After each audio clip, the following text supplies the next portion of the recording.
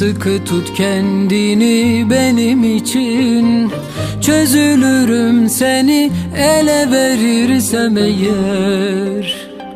En inatçı dileği yüreğimin, beni sev bana dokun yeter. Yar yüreğim yoluna perişan, yar yüreğim ah yoluna perişan.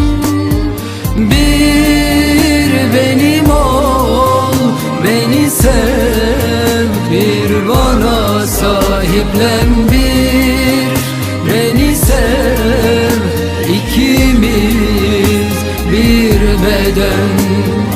Ben korkarım sen yoksan kendi gölgemden, sen de bana sokul yaşamını bende tüket.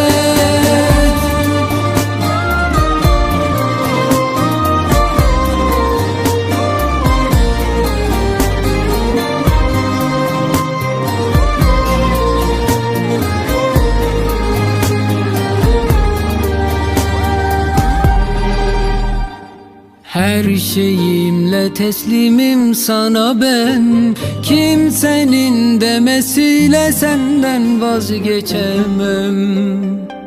Mutluluk denen oraya şehire, seninle vardım artık gitmem. Yar yüreğim yoluna perişan, yar